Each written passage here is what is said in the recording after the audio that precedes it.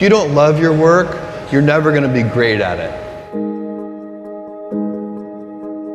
If you can get your work life to be where you enjoy half of it, that is amazing, because very few people ever achieve that. Because the truth is, everything comes with overhead. That's reality. Everything comes with pieces that you don't like. Every job comes with pieces you don't like. And we need to say, that's part of it. You have to figure out how to set up your life in such a way that you can minimize the things. And I find people don't dislike hard work. What people dislike is being out of control. Like they can't control their life. They can't control their environment. This happens to me when I get overscheduled. I hate being overscheduled. I want some time to be able to think and free myself. We all have the same amount of time in the world. Nobody has more time than anybody else. And when you become a very successful person, one of the things, you start to get overscheduled. If you don't love your work, you're never going to be great at it. The other thing I would suggest to any young person, even before they start their career, is to really think about their choices. Because I find young people, and when I was young, I made this mistake too. You can get very fixed on your gifts. So everybody has gifts. You know, you have gifts and you have things that you didn't get gifted. Maybe you're extremely beautiful. Maybe you're extremely good at mathematics. There are a lot of things that you can be given. But those things can confuse you because they're not the things that construct your life. It's your choices that construct your life, not your gifts. You can celebrate your gifts. Be proud of them. Be happy of them. Actually, don't be proud of them. Be celebratory of them. But you can't be proud because they're gifts. They were given to you. You didn't earn them. You can only be proud of the things you earn. And so, as I got older, I started to realize I wasn't proud of my gifts. I was always good at school. School was always easy for me. And I was always proud that I was a great student.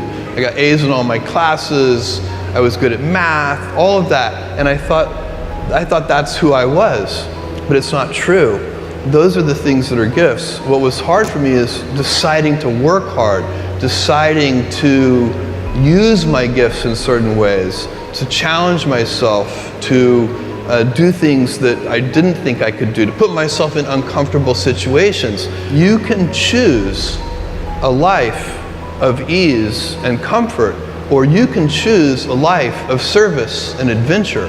Which one of those, when you're 90 years old, are you going to be more proud of? Tomorrow, in a very real sense, your life, the life you author from scratch on your own, begins.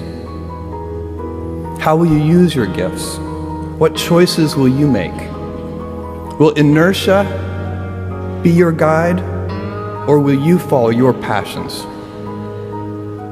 Will you follow dogma, or will you be original? Will you choose a life of ease, or a life of service and adventure? Will you wilt under criticism, or will you follow your convictions? Will you bluff it out when you're wrong, or will you apologize? Will you guard your heart against rejection, or will you act when you fall in love? Will you play it safe, or will you be a little bit swashbuckling? When it's tough, will you give up, or will you be relentless? Will you be a cynic, or will you be a builder? Will you be clever at the expense of others, or will you be kind?